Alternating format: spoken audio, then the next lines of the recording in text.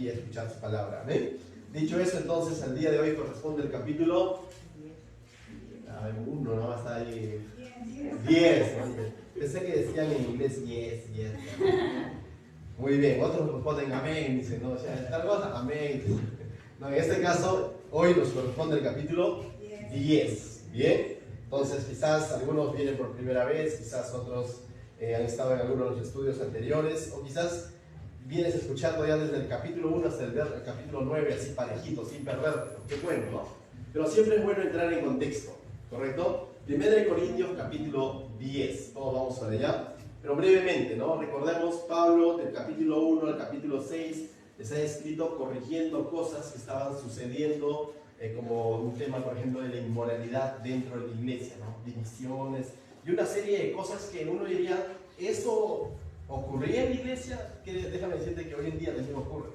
O sea, y esto nos muestra la transparencia de la palabra de Dios, que el Señor no oculta nada, sino todo esto está ahí escrito incluso para tener ejemplo de qué no hacer y qué sí hacer, ¿no? Y cómo conducirnos dentro de la iglesia y fuera de la iglesia. Entonces Pablo, del capítulo 1 al capítulo 6, corrige asuntos que estaban viviendo los creyentes en Corinto. Y este grupo de creyentes estaba conformado por espirituales, por carnales, por débiles, por fuertes, por personas que eran Pablo lovers y por Apolo lovers, y ninguno de ellos estaba teniendo a Cristo como su Señor realmente, ¿no? En la praxis.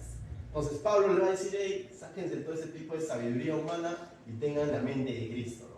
Capítulo 7, Pablo comienza a responder interrogantes, comienza a responder preguntas que le habían hecho llegar, que le habían preguntado, mejor dicho, ¿no? Que le habían hecho llegar a él, ¿no? Y él comienza a partir del capítulo 7 a responder ciertas preguntas. El detalle es que en la Biblia nosotros no vemos las preguntas, sino vemos las respuestas que da Pablo. Capítulo 7, si tienes ahí tu Biblia, mira cómo comienza. En cuanto a las cosas que me escribiste, dice Pablo, es una respuesta a una serie de cosas que le habían escrito a Pablo, ¿no? Le habían hecho llegar, entonces Pablo ahora comienza a responder. Es por eso que vemos que en capítulo 7 Pablo responde una serie de preguntas en cuanto al matrimonio y a la soltería, por ejemplo, ¿no? Y ahí nos detuvimos como 3 domingos estudiando solo el capítulo 7.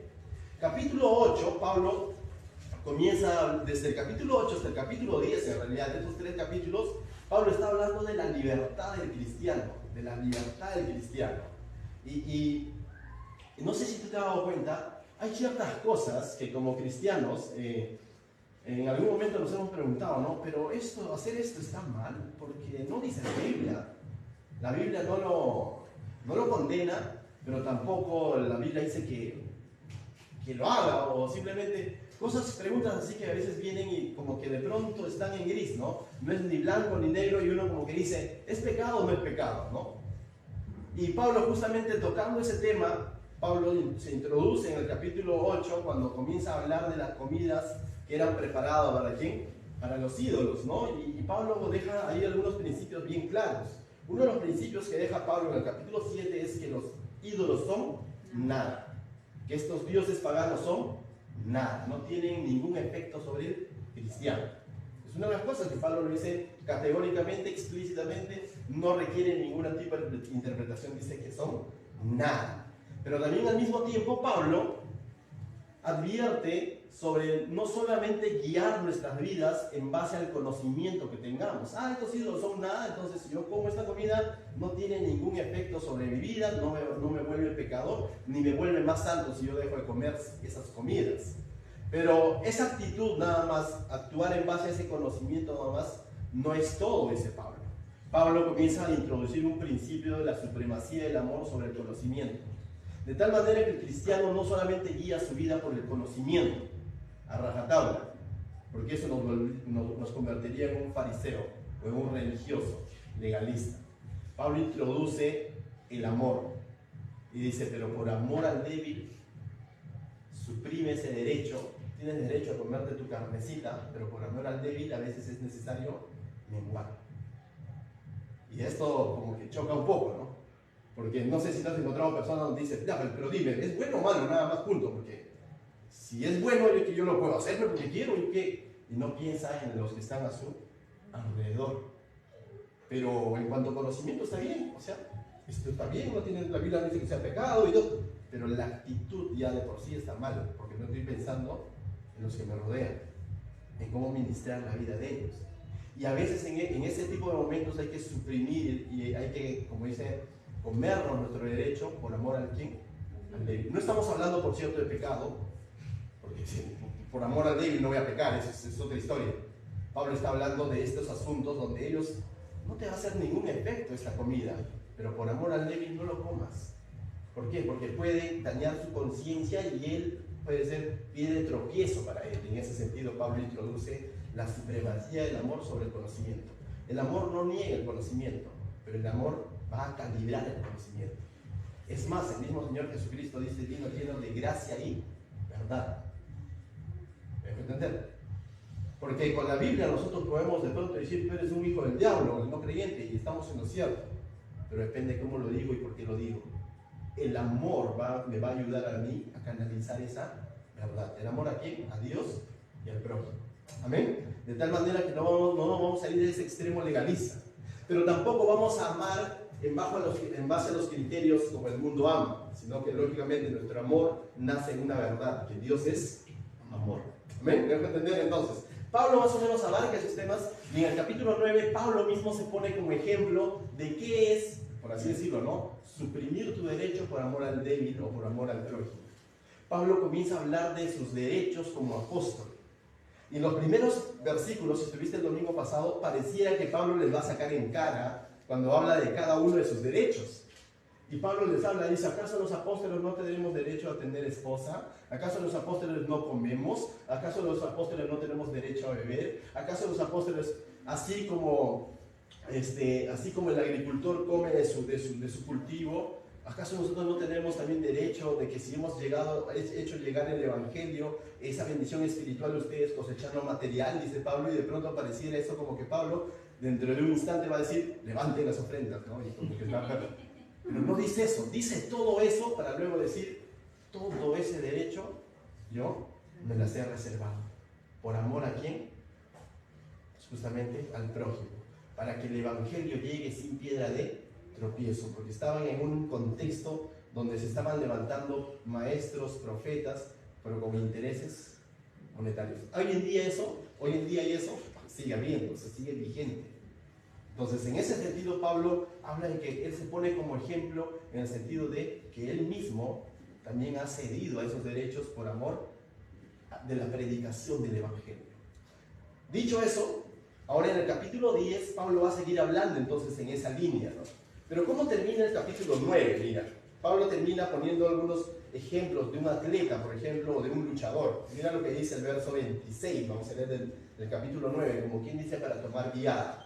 Dice: así que yo de esta manera corro, no como a la aventura, de esta manera peleo, no como quien golpea al aire. O sea, no es que yo sirvo por servir, no es que yo predico por predicar. Pablo, como bien dice, ¿no?, todo tenía un sentido. Verso 27: si que golpeo mi cuerpo, dice, y lo pongo en servidumbre, no sea que sino que golpeo mi cuerpo y lo pongo en servidumbre, no sea que habiendo sido heraldo para otros, yo mismo venga a ser eliminado. Y no está hablando de ser eliminado de su salvación, está hablando en el ámbito ministerial, como de vivir una vida plena en Cristo, de vivir una vida de cristiano realmente. Y Pablo, cuando dice golpeo mi cuerpo, no está hablando de algo físico, que si él se flagelaba, sino que muchas veces cuando tú renuncias a esas comodidades, cuando renuncias a esos derechos, de alguna manera te va a afectar, ¿no? De alguna manera te va a afectar, pero es parte de la carrera cristiana. Pablo ha puesto versículos atrás ejemplos como el atleta, se abstiene de muchas cosas porque va a correr la carrera. ¿Me dejo entender? Y el atleta muchas veces se abstiene no de cosas malas, sino de cosas buenas. ¿Me dejo entender? O sea, ¿es rico comerte un pan con hamburguesa? Claro que es rico. No, o sea, o es pecado. ¿Quién dice que es pecado? Pero el atleta no lo come. ¿Por qué? Porque tiene que estar fitness, ¿no? Porque si no está gordis como yo, no va a poder correr. Y en ese sentido, Pablo está diciendo, ¿no? O sea, se abstiene de cosas. En otro pasaje lo dice, si no me equivoco, Hebreos, donde dice quitándonos o despojándonos de todo peso y pecado. Pecado, por cierto, debe estar fuera de nuestra actividad como cristianos, fuera de nuestra vida. pero también ciertos pesos, ciertas comodidades que no nos permiten avanzar en el servicio de Dios. Y en ese sentido Pablo dice, golpeo mi cuerpo. Porque no habiendo sido heraldo, quizás para muchos, teniendo una gloria pasada de haber predicado en tantos lugares, eso, al último el Señor lo encuentre de pronto sentado en la banca. Para entender. Y en ese sentido, Pablo ahora, ¿qué es lo que va a decir? ¿Por qué de pronto Pablo está diciendo que corran? ¿Por qué dice que luchen, por ejemplo? Porque mira, la respuesta está en el capítulo 10. Dice, porque no quiero, hermanos, que ignoréis. Entonces Pablo está diciendo que no quiero que ignoren lo siguiente. Y nos va a poner un mal ejemplo. Y es interesante, ¿no?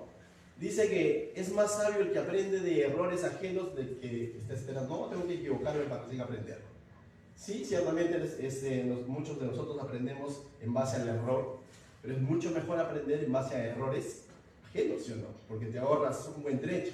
Y en ese sentido Pablo va a poner ahora a la iglesia de Corinto y también a nosotros un mal ejemplo para que el corintiano pueda comprender de lo que Pablo está hablando, de este hecho de renunciar a su derecho, de renunciar a ciertas libertades por amor al prójimo y por amor a Dios.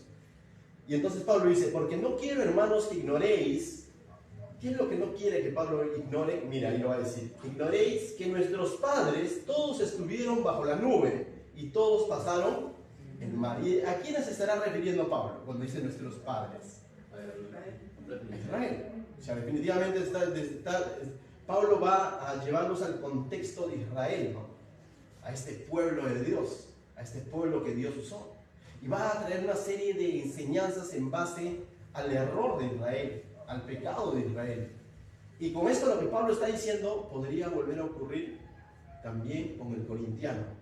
¿Y sabes qué? Podría volver a ocurrir también en tu vida, si nosotros no prestamos atención. Y aquí vamos a ver la importancia de estudiar también el Antiguo Testamento. Y Pablo va a sacar principios claros aquí. Y lo que dice, ¿no? Que ignoréis que nuestros padres todos estuvieron bajo la nube y todos pasaron el mar. Con esto está diciendo, todos a los que Dios había dado su palabra de sacarlos del yugo egipcio llegaron a salir. No se quedó ni uno, sino salieron todos. Es categórico, salieron todos, créeme, todos pasaron por ese mar en seco, todos. No es que al Señor se le escapó uno, sino todos salieron. Todos cruzaron este mar en seco. Y este fue uno de los milagros más sorprendentes en el Antiguo Testamento, ¿no? Todos experimentaron y vivieron ese milagro de pasar el mar en seco. Y cuando habla de la nube, incluso, ¿no? Si esto está registrado en el libro de Éxodo, incluso cómo es que la nube se puso entre ellos y el ejército egipcio, ¿no? Mientras que para ellos era una protección, para el ejército egipcio eran tinieblas. Y vemos en este mar, mientras que el pueblo está pasando en mar en seco, y muchos incluso en Discovery Channel han tratado de darle cierta explicación a esto, ¿no? Las aguas descendieron y no es que fue en seco, les llegaba hasta acá, lo que fuese, pero la Biblia nos dice que murió todo el ejército de Faraón. Entonces es un milagro. Y en este hecho, te recomiendo que vayas a Éxodo, cuando tengas tiempo, búscalo allí en YouTube, está nuestro estudio. En este hecho vemos la gracia de Dios para con su pueblo, pero al mismo tiempo vemos la justicia de Dios para con Egipto, que negó y no reconoció a Dios. En este mismo hecho, y este hecho a mí me recuerda a la cruz, en el que vemos la gracia de Dios para aquel que ha creído en Él, pero también la justicia de Dios para todo aquel que se resiste a creer en Él. ¿Me dejo entender? Dicho eso, Pablo continúa y dice, y todos en Moisés fueron bautizados en la nube y en él. Vale, tú dices que Moisés lo bautizó, y a veces esa palabra bautizó como que lo hemos traído al hecho, ¿no? De donde va el pastor y de pronto lo bautiza al hermano. Y a veces dice, Moisés bautizó y de pronto, no. Debemos ir realmente al origen, ¿no? La palabra en sí lo que significa es ser sumergido, correcto. Y acá está hablando de una manera simbólica, fueron sumergidos en Moisés, dice, en Moisés fueron sumergidos en la nube y en el mar. En otras palabras, a través del liderazgo de Moisés, a quien Dios llamó en gracia a Moisés, llamó para que sea libertador de su pueblo. En ese sentido, bajo el liderazgo de Moisés, este pueblo experimentó todo lo que Dios narró o reveló a Moisés que hiciese. Y en la medida que ellos fueron obedientes y creyeron en lo que Dios decía a través de Moisés, experimentaban el milagro de Dios. Y en la medida en que ellos se rebelaban, más adelante vamos a ver al liderazgo de Moisés, porque él hablaba de parte de sí mismo o de parte de Dios. Él hablaba de parte de Dios. En el fondo del asunto, el que hacía el milagro era Dios, pero lo hacía a través de un hombre. Incluso para traer las plagas a Egipto. Cada una de esas plagas son juicio para Egipto, para cada una de sus deidades, pero lo hizo a través de ¿quién? De Moisés. Y cuando Dios llamó a Moisés, le dijo, tú vas a ser mi boca. Y él dijo, pero yo no sé hablar. Y dijo, entonces Aarón será tu boca, pero tú eres mi boca. Entonces Aarón hacía lo que Moisés decía y Moisés hacía lo que Dios decía. Y en ese sentido fueron guiados a través de Moisés y experimentaron cada uno de estos favores de parte de Dios, de la nube y el mar nuevamente, esos milagros. Verso 3 dice, para aclarando, eso para el pueblo de Israel. Hoy en día, ¿quién es nuestro libertador? Jesucristo. ¿En quién hemos sido bautizados? En Cristo. En Cristo experimentamos cada uno de los favores de Dios, cada uno de los cuidados de Dios. En Cristo, Él es nuestro libertador. De tal manera que podríamos concluir que Moisés fue una sombra de lo que Cristo iba a hacer con la humanidad. Mientras que para Israel había un Egipto, para nosotros era el pecado, ese yugo que nos tenía. Y de ese pecado el Señor nos ha librado. ¿En quién? ¿A través de Moisés? No, a través de Cristo. En Él hemos sido bautizados. En Él somos declarados nuevas criaturas. Capítulo 3 dice, no todos comieron el mismo alimento espiritual. Y todos comieron el mismo alimento espiritual. Y todos bebieron la misma bebida espiritual. El Señor a todos los que rescató, a todos les dio de comer. Para todos cayó maná del cielo. Para todos salió agua en la roca. Todos ellos experimentaron la provisión de Dios, en otras palabras. ¿Durante cuánto tiempo? Durante 40 años. Experimentaron el favor de Dios. Y hasta aquí todo parece bonito, ¿no? Porque uno dice, ¡hala, qué chévere! ¿Y por qué el pastor comenzó diciendo, les va a dar un mal ejemplo? Por lo que viene más adelante. Lo que Pablo le está narrando, mira cómo este pueblo ha sido bendecido. Y en otras palabras, luego más adelante vamos a ver que con los corintianos también habían sido bendecidos. Y nosotros también hemos sido bendecidos. Pero a veces no vivimos esa vida de bendecidos, sino vivimos una vida muy distante a las bendiciones que realmente Cristo trae a nuestras vidas. Entonces dice, y todos comieron del mismo alimento espiritual y todos bebieron de la misma bebida espiritual, porque bebían de la roca espiritual que los seguía. ¿Qué dice? Y la roca era Cristo, ¿no? Y aquí Pablo desata una verdad. Para aquel entonces tú no encuentras esto en el Antiguo Testamento, por cierto. Sí encuentras el tema de la roca y todo lo demás, incluso un evento en el que Moisés va a golpear la roca y todo lo demás. Pero en realidad lo que Moisés tenía que hacer es solamente ir a hablar a la roca, ¿no? Pero en la tradición judía normalmente sí se creía, se decía que había ciertas corrientes de la tradición judía en que algunos decían que la roca físicamente los seguía en todo su peregrinaje. Otra corriente, otra tradición decía que la roca estaba fija en un lugar y que lo que los seguía era la corriente de agua que salía de esta roca, ¿no? Entonces, una serie de por así decirlo, ¿no? de tradiciones que trataban de explicar esto, pero Pablo aquí lo explica claramente, que dice, la roca era Cristo. Cristo estuvo ahí sosteniendo incluso a este pueblo, ¿no? Es interesante. Entonces dice, pero de los más de ellos no se agradó Dios. Pero de los más de ellos, mejor dicho, en otras palabras está diciendo, pero de la mayoría de ellos no se agradó Dios. Pero antes de esto no decía mayoría, sino decía, todos han sido bendecidos, todos han experimentado el cruzar el mar, todos han recibido el alimento espiritual, todos han recibido la bebida, todos, pero la mayoría no agradó a Dios. Pero en esta mayoría también entonces vemos un remanente. Hubo un remanente mínimo, quizás el 1%, 2%, pero que sí agradó a Dios. Y eso también vamos a verlo más adelante.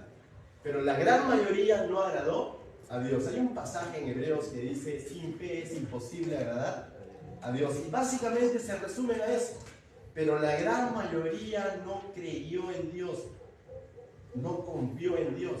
Y lo expresó de diversas maneras, a través de idolatría, a través de codicia, a través de murmuración, a través de queja, a través de inmoralidad. Pero en el fondo del asunto lo que estaba sucediendo es de que entonces no estaban creyéndole a Dios. Por tanto, no agradó a Dios. Y todo, dice, ¿no? Verso, porque 5, pero de los más de ellos no se agradó Dios, por lo cual quedaron postrados en el desierto.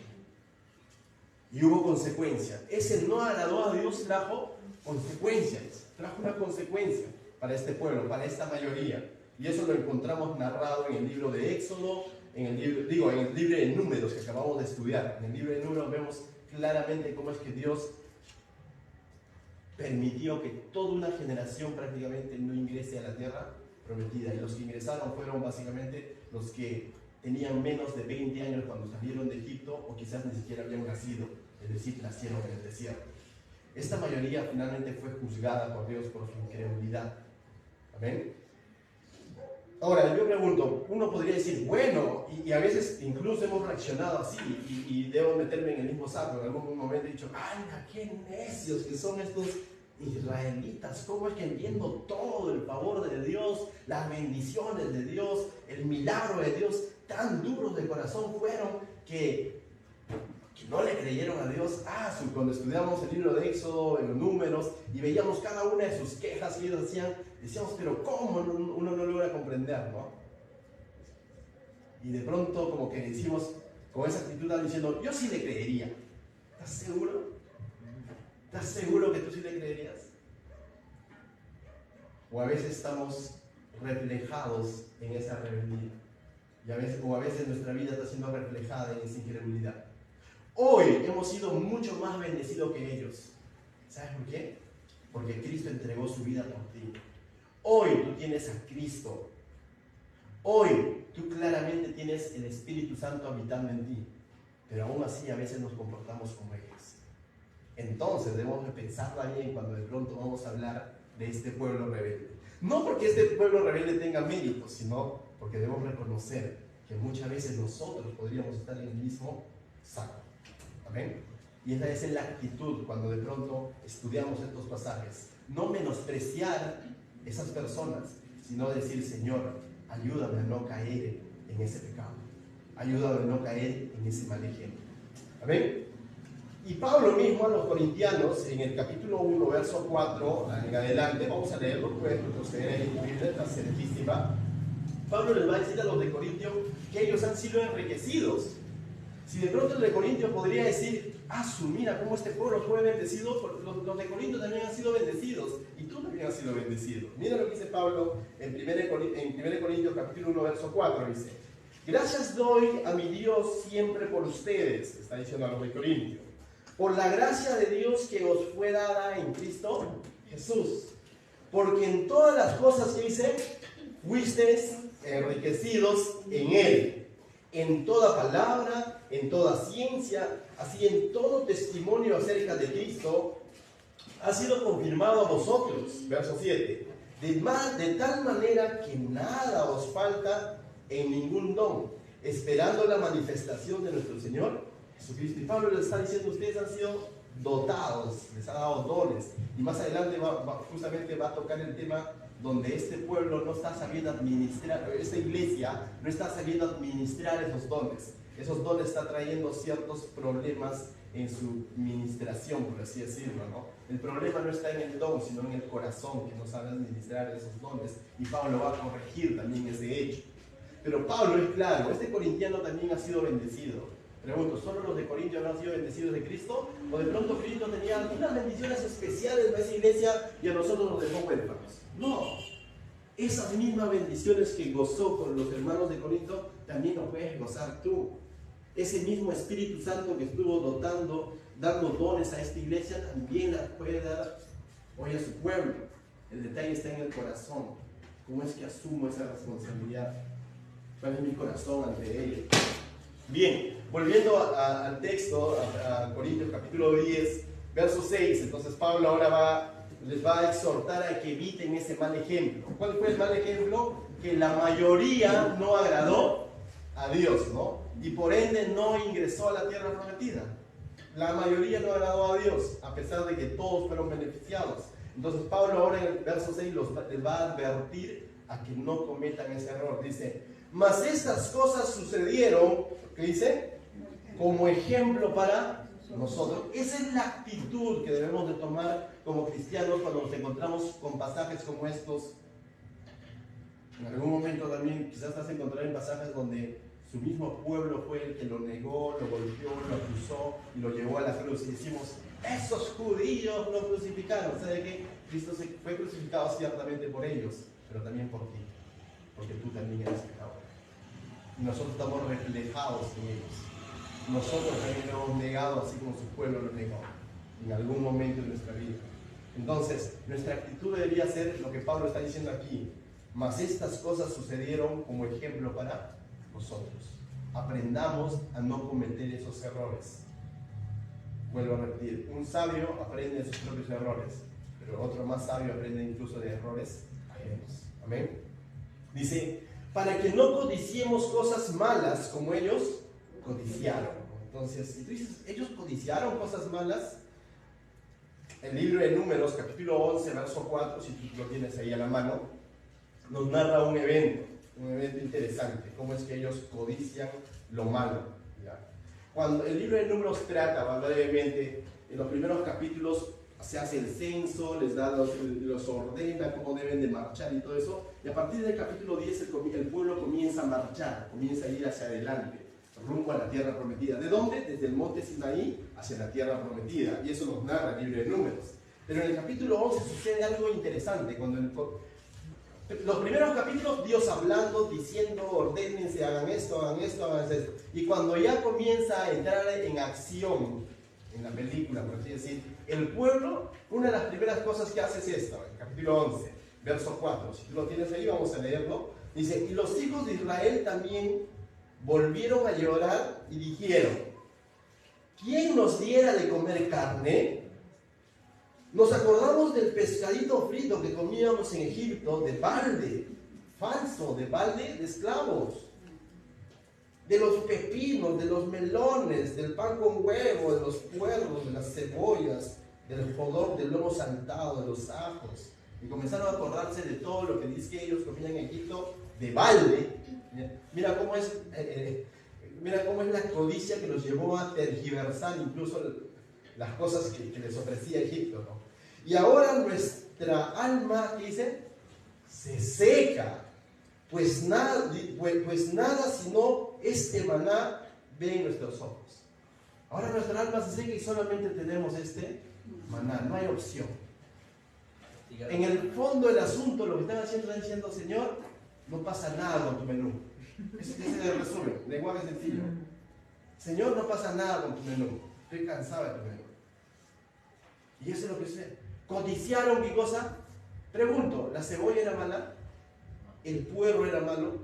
¿Los ajos son malos? Pero dice que codiciaron lo malo. Lo malo, ¿sabe qué es? Sobrevalorar eso por encima de la bendición de Dios. Eso lo hace mal. ¿Es malo estudiar? No es malo. ¿Es malo querer salir adelante? No es malo. ¿Es malo trabajar? No es malo. Pero cuando todo eso yo lo voy a sobrevalorar por encima de la bendición de tener a Cristo, eso lo hace mal. De tal manera que una bendición se puede convertir en una distracción. Y eso suele ocurrir mucho en la vida del cristiano. Cuando sobrevaloramos las cosas de este mundo por encima de Dios. Cuando ponemos nuestra esperanza en cosas, asuntos de este mundo, por encima de poner nuestra esperanza en Cristo. Eso lo hace mal. Entonces, en ese sentido, a eso Pablo lo está llamando codicia. Dice, codiciaron las cosas malas. Y lo está diciendo a los corintianos, cuidadito con ustedes caer en ese pecado, de estar codiciando lo malo. En otras palabras, le está diciendo, cuidadito que tu derecho a comer carne esté por encima de tu amor a Dios y al prójimo. ¿Me puede entender? ¿Era malo comer carne? No. Comer esa carne dedicada a los ídolos, eso no era malo en sí, porque esos ídolos son nada, ha dicho Pablo. Pero que ese derecho de decir, pero yo hago porque qué cosa que de malo tiene, y ponerme en esa actitud, estoy sobrevalorando eso por encima de lo que Dios me está diciendo, ama a tu hermano.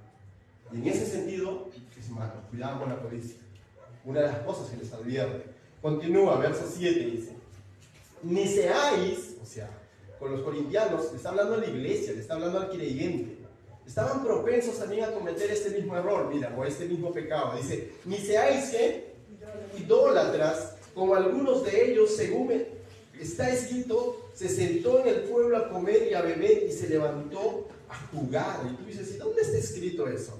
Básicamente está escrito en el libro de Éxodo, capítulo 32, versos 1 al 6, lo pueden buscar luego en casa, pero narra el evento cuando previo a eso se manifiesta el Señor, Dios Todopoderoso en el monte Sinaí, se manifiesta y de pronto el pueblo entra en terror, ¿no? Porque dice las nubes, los truenos y todo lo demás, la voz de Dios que tronaba y de pronto entran en temor y le dicen a Moisés, Moisés, anda tú nomás, la verdad, porque no, todo lo que el Señor te diga, créeme que lo vamos a hacer, aquí te esperamos ordenadito.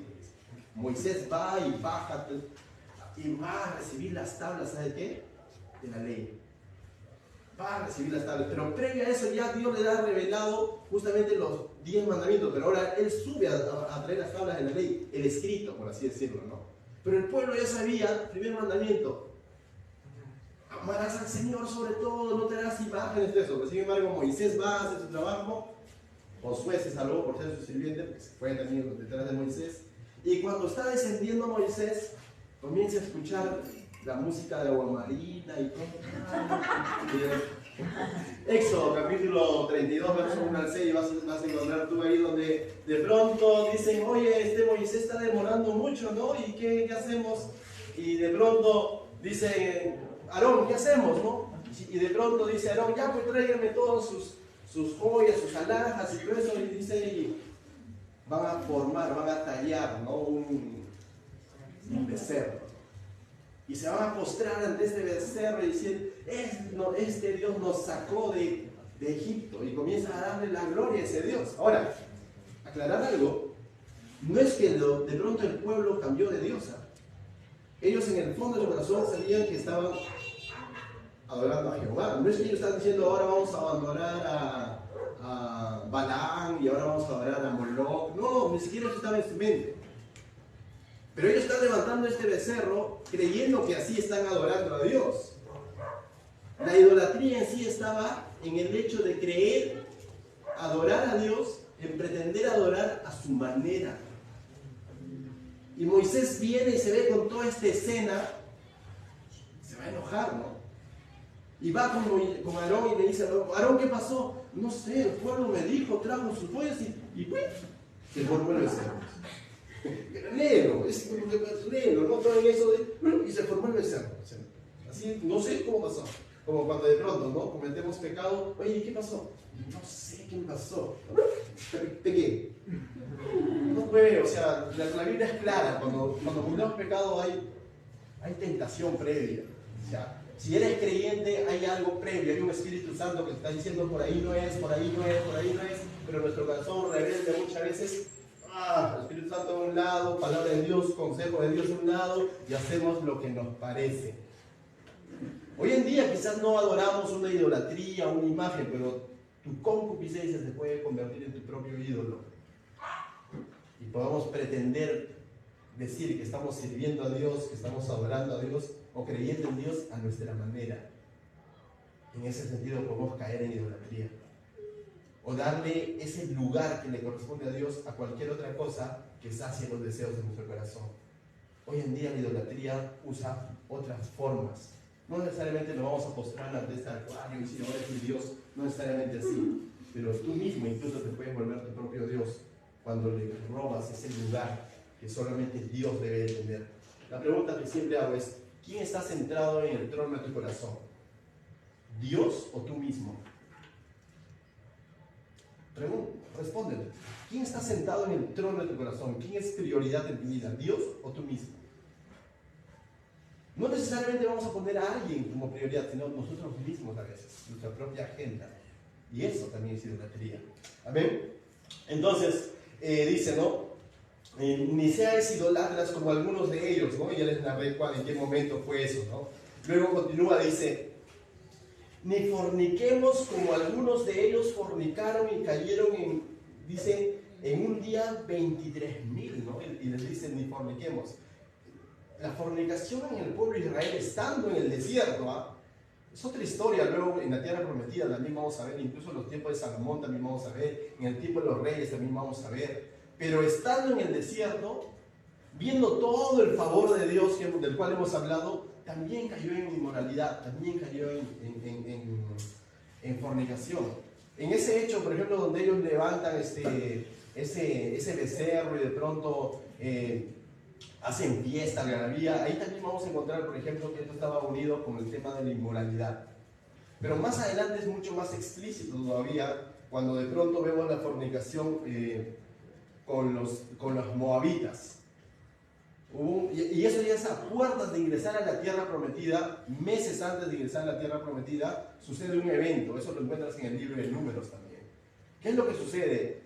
Uno de los pueblos paganos que se asustó porque el pueblo de Israel estaba avanzando de victoria en victoria, como algunos de nosotros quizás, de pronto uno de estos pueblos paganos, representado por un hombre llamado Balac, entró en temor y dijo: estos israelitas, hay algo distinto en ellos, ¿no? Porque han estado en el desierto, pero vienen venciendo a uno que otro pueblo. Venían, dice, victoria en victoria, y se acercaban a la tierra prometida. Pero no habían entrado a la tierra prometida, sino que estos pueblos estaban a los alrededores de la tierra prometida. Entonces Balac lo que hace, dice: voy a llamar a un hombre, a un capo, a un profeta, llama a Balaam. Viene Balaam y hace sus intentos por maldecir al pueblo de Israel, y todo no pasa nada, ¿no? Es una historia larga que contar. Pero Balaam, como su último recurso, este falso profeta, como último recurso que usa, es aconsejar a Balac a que sus doncellas, a que sus mujeres jóvenes tienten en inmoralidad a los príncipes de Israel. Y esto de hecho se da. Los príncipes de Israel van y se unen a los moabitas y entran en inmoralidad, en fornicación. Y esto va a doler al corazón de Moisés, también al corazón de Dios. El corazón de Moisés, de Aarón, y ellos van a estar dolidos, guardando luto, porque los príncipes de Israel están haciendo esto, ¿no? Se van a doler. Y va a llegar al descaro de que uno de los príncipes dice: trae su moabita, y mientras ellos estaban en el tabernáculo presentando holocaustos para que Dios perdone el pecado del pueblo, porque había venido una gran mortandad como consecuencia de esta inmoralidad, viene, dice uno de los príncipes con su moabita, y pasa todavía, dice: Moisés te la presento, algo así, ¿no? Sale un arrebatado nieto de Aarón, hijo de Eleazar, Finder, si no me equivoco, ¿no? Viene con una lanza y lo atraviesa, dice, a este príncipe y a la moabita, ¿no? Entonces ahí vemos toda una narración. Pero el pueblo cayó en inmoralidad por hacer las cosas a su manera. Se contaminó y se mezcló con un pueblo que Dios le dijo que no lo haga, ¿no? Entonces, en ese sentido, justamente aquí nos narra, y en ese evento es cuando dice que hubo una gran mortandad. Tanto así que Aarón, Moisés tuvieron que presentar incienso y todo lo demás, y cuando Aarón, ellos se dan cuenta de la mortandad que hay en el pueblo, Aarón sale con una parte del incienso y viene y hace expiación por el pueblo, ¿no? Entonces se pone, dice, entre la mortandad y que estaba ocurriendo y Dios, ¿no? Y Dios perdona justamente y cesa la mortandad. Todo un hecho que tú lo encuentras en el libro de Números, ¿no? Entonces, en ese sentido, número 21, por cierto, ya como tarea lo lees en casa, ¿no? Entonces, vemos cómo es que todo esto sucedió en el pueblo de Israel, y Pablo está diciendo: hey, corintianos, no vayas a caer en lo mismo, no vayas a caer en lo mismo. Y el corintiano no podría decir: pues Pablo, ¿de qué estás hablando? Ya hemos visto capítulos anteriores donde Pablo corrigió la inmoralidad que se estaba viviendo dentro de la iglesia, donde un joven estaba viviendo con la esposa de su padre, ¿no? Con su madrastra, como parejas, ¿no? Y Pablo los ha exhortado fuertemente. Verso 10 dice: ni murmuréis como algunos de ellos murmuraron y perecieron, dice, por el destructor. Y también esto ocurrió, murmuraron un montón de veces, murmuraron. En el verso 10, ¿no? ¿Sí? ¿Estamos en el verso 10 o me he salteado? Sí, 10. Sí. No, el 9, me he salteado, disculpe. Dice: ni tentemos al Señor como también algunos de ellos le tentaron y perecieron por las serpientes, ¿no? En más de una ocasión tentaron a Dios, por cierto, pero nuevamente, casi al final, ya la nueva generación, por así decirlo, casi al final, mejor dicho, ya estando 39, 40 años en el desierto, vemos cómo nuevamente ellos menosprecian el maná. Y eso está en Números capítulo 21, verso 4. Mira, lo voy a leer. Yo lo tengo aquí en mis apuntes. Después partieron del monte Hor camino al mar Rojo para rodear la tierra de Edom. Y se desanimó el pueblo por el camino y habló el pueblo contra Dios y contra Moisés. ¿Por qué nos hiciste subir? Este es otro evento, ¿no? Parece el anterior, ¿no? Pero este es otro evento. El anterior ha sido en los primeros años, en el año 2, por así decirlo. Este es en el año 40 ya, o año 39 aproximadamente. Entonces dice, ¿por qué nos hiciste subir de Egipto para que muramos en este desierto? Pues no hay pan ni agua, y nuestra alma tiene fastidio de este pan tan liviano. Es como hoy en día decir, pan con soledad nada más. Algo así, ¿no? Algo así. Pero es un pan que venía de parte de Dios por 40 años. Y ya les ha dado la lección. En la anterior, ¿sabes cuál fue la lección? Que los dio codornices hasta que les salga por las narices. No es broma, ni es una rima. Les dio codornices por un mes hasta que les salga por las narices. Solo para que aprendan de que puede proveer, pero que eso que había provisto para su pueblo es lo que Él había decidido proveer. Y no es que Dios no pueda darles pescado y todo lo demás que ellos querían. Pero aquí vemos nuevamente cómo están tentando a Dios, ¿no? Dice, pan liviano. Verso 6 dice, y Jehová envió entre el pueblo, dice, serpientes ardientes que mordían al pueblo y murió mucho pueblo. Y vemos, nuevamente perecieron a causa de ¿qué? De que tentaron a Dios. Muertos por serpientes, tal como lo dice aquí Pablo también en el verso 9. Verso 10, volviendo a Corintios, dice, ni murmuréis como algunos de ellos murmuraron y perecieron por el destructor. Ahora, esto también lo encontramos en el libro de Números, nuevamente, en los primeros capítulos. En los capítulos 10, 11, más o menos vemos que el pueblo llega a un lugar, comienza su marcha, llega a un lugar, es perdonado después de haber comido codornices hasta que le salen por las narices. El pueblo ya está a punto, dice, lleguen al monte frente a la tierra prometida y de pronto tienen una gran idea el pueblo. En Deuteronomio lo hemos estudiado la semana pasada. ¿Cuál es la gran idea del pueblo? Dice, enviemos a algunos espías para comprobar si lo que Dios ha dicho es cierto. O sea, no les bastaba que Dios diga que en ese pueblo fluye leche y miel. Entonces, la idea del pueblo ante Moisés le dice, enviemos unos espías. Y dice Moisés, y a mí me pareció bien la idea. Moisés también cae en esta incredulidad. Y de pronto envía 10 espías.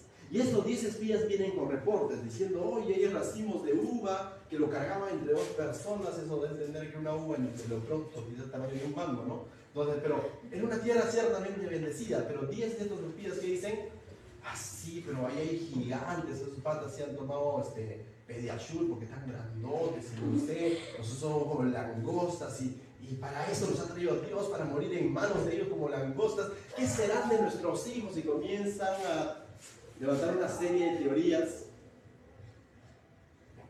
conforme a su pensar, no conforme a lo que Dios dijo. Qué peligroso es levantar teorías, suposiciones conforme a nuestro pensar. Pero si me va mal, que sea conforme a como Dios dijo. Dios les dijo, vayan, yo voy a entregar esa tierra en sus manos. Ustedes, o sea, se los voy a entregar. Yo iré delante de ustedes. Pero ellos están viendo, nos van a aplastar como la gota. Entonces, Dios castiga a este pueblo, le dice que no va a entrar toda esa generación. ¿Te imaginas toda una generación?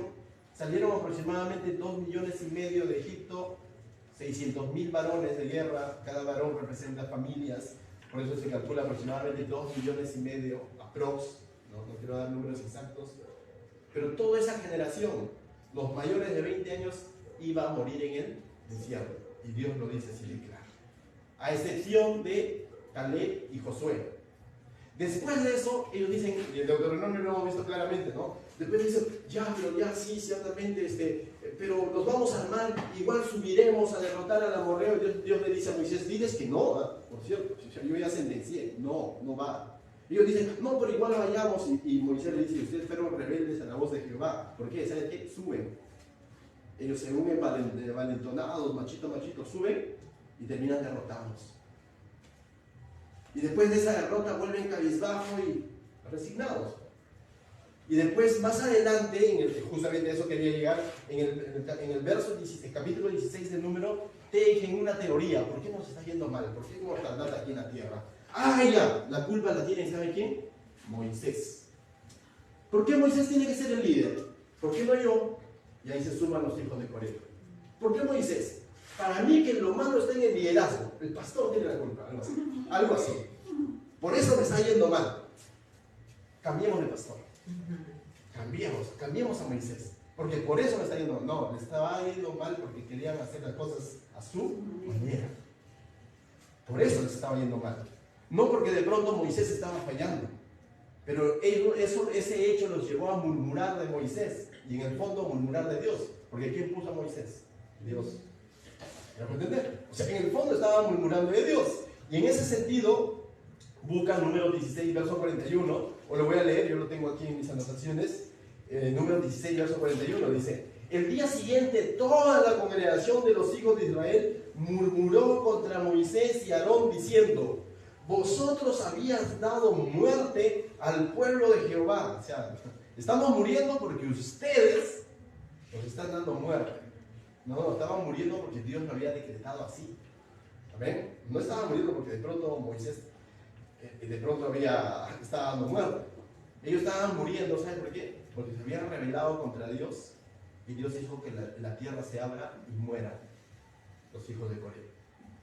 Y después de ese evento es que ellos levantan esta murmuración contra Moisés diciendo: estamos muriendo por lo que ha hecho Moisés. No, por lo que Dios está haciendo. Y Pablo le está diciendo: cuídense de este tipo de pecado, de murmuración. Entonces Pablo los está exhortando a los corintianos de cada uno de estos hechos. Verso 11, entonces volviendo a Corintios, dice: y estas cosas les acontecieron, ¿qué dice nuevamente? Como ejemplo. Y Pablo le está diciendo: todo esto que pasó del pueblo de Israel podría volver a pasar en ti, corintiano. Y esta noche el Señor nos dice: todo eso que pasó al pueblo de Israel, pecados de codicia, idolatría, fornicación, tentar a Dios, murmuración, nosotros estamos propensos a volverlo a replicar si de pronto no entendemos qué es lo que Dios está haciendo en nuestra vida. Si de pronto queremos hacer uso de ese derecho, de esa libertad, y decir: pero ya soy salvo, entonces soy salvo, igual voy a perder la salvación, entonces ¿qué de malo tiene pues si yo de pronto hago tal o cual cosa? Y el Señor dice: ten cuidado. No es a tu manera, sino es a la manera de Dios. Todos esos pecados que hemos visto de Israel lo podemos resumir en uno, les dije, ¿no? Incredulidad. ¿Y qué es incredulidad? No creerle a Dios. Decirle: Señor, me parece bonito tu plan, pero mejor no hago así. Pero mejor encamino mi vida así. Pero mejor guío mi hogar así. Pero me parece bien, no está tan mal tu plan, pero mi plan también yo creo que no está tan mal. Porque no estoy cometiendo pecado, además tengo libertad en Cristo, es mi derecho, yo mando en mi vida, yo mando en mi familia, todo parece bonito, ¿no? Pero ¿sabes qué? Pero de pronto el que está reinando en mi corazón ya es mi yo, y ya no es Dios. Y Pablo conoce el corazón duro del corintiano y por eso es que está siendo tan exhaustivo en sus ejemplos. Se ha puesto él como ejemplo renunciando a su derecho, ahora está poniendo al pueblo de Israel que justamente quiso hacer lo que le parece y cayó en la incredulidad, y le está diciendo: corintiano, cuídate de esto. Y esta noche el Señor nos dice lo mismo a nosotros: cuídate, tienes derecho, tienes libertad, pero ante el Señor lo que prima es la voluntad de Dios. Los que aman al Señor, dice, guardan su palabra. ¿Ven? Verso 11 dice: estas cosas les acontecieron como ejemplo, y dice: y están escritas para amonestarnos a nosotros. Para eso está. En el tiempo de Pablo era para amonestar a la iglesia de Corintio. En nuestros tiempos es para amonestarnos a nosotros, a mí. Colócate en ese saco. Está para amonestarnos a nosotros, a quienes han alcanzado los fines de los siglos. Dice verso 12: así que el que piense estar firme, ahora vamos a entender este pasaje en su contexto, ¿no? Porque ¿cuántas veces lo citamos? Así que el que piense estar firme, mire que no caiga. Así que aquel que dice: no, yo no voy a cometer el mismo error pues que cometió los israelitas, ¿no? Yo no, ¿qué va, pastor? Cuidadito con caer. Cuidadito con volver a repetir la misma historia. Somos propensos. Y es claro, dice: así que el que piense estar firme, mire que no caiga. Verso 13: no os ha sobrevenido ninguna tentación que no sea humana. Pero a veces escuchamos decir, ay, pastor, es que usted no está pasando lo que estoy pasando. Si supiera, o sea, estoy pasando una prueba de extraterrestre, porque somos humanos. Y todos pasamos, créeme, básicamente las pruebas cambian de color, pero básicamente son pruebas que las podemos pasar. Y la Biblia dice, no os ha sobrevenido ninguna tentación que no sea humana. El Señor sabe que somos humanos y no nos va a poner una prueba de extraterrestre, créeme. Entonces a veces decimos, no, es que usted no sabe lo que yo estoy pasando, o tú no sabes lo que estoy pasando. Si estuvieras pasando lo que estoy pasando, créeme, sí, pero Cristo sigue siendo el mismo y Él sí sabe lo que estás pasando. Continúa y dice, pero fiel es Dios, y eso es lo que debe marcar nuestra vida. No tanto qué tan capaz soy para pasar esa prueba, no tanto qué tan firme me creo para pasar esa prueba o esa tentación, sino que recuerde constantemente que fiel es Dios. ¿Qué sucedió con el pueblo de Israel? Los vieron grandotes y ellos se vieron como langostas. Entonces comenzaron a medir su éxito en base a lo que veían y en base a lo que veían en ellos mismos, en quiénes eran ellos. Si queremos pretender medir la victoria en nuestra vida cristiana en base al obstáculo que tenemos frente a nosotros y en base a nuestras capacidades, créeme que vamos a desfallecer. Lo que debemos hacer es recordar quién es el que nos ha dado la promesa. Lo que debió haber hecho el pueblo de Israel, recordar quién es el que les ha dicho: yo les voy a entregar esta tierra.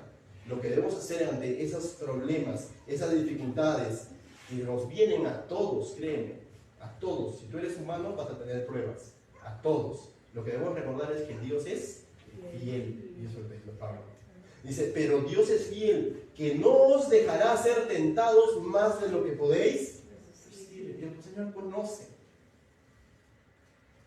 Y entonces debemos sacar de nuestro vocabulario: es que no lo pude resistir. Sí pudiste, si hubieses recordado que Dios es fiel. Sino quedará también juntamente con la tentación, con la prueba, ¿y cosa? La salida, para que podáis soportar. El Señor tiene la solución para cada una de las pruebas. Y la solución, ¿sabes quién es? Que Él es fiel, que Él está ahí. Él es la solución. No son tus capacidades, no son tus fuerzas. No es qué tan grande es el problema, qué tan chiquito es el problema, o qué tan capaz eres, sino en quién estás confiando en medio de esa prueba. De quién viene la salida para esa circunstancia difícil. En ese sentido, entonces, el corintiano tiene que aprender de alguna manera a confiar plenamente en Dios.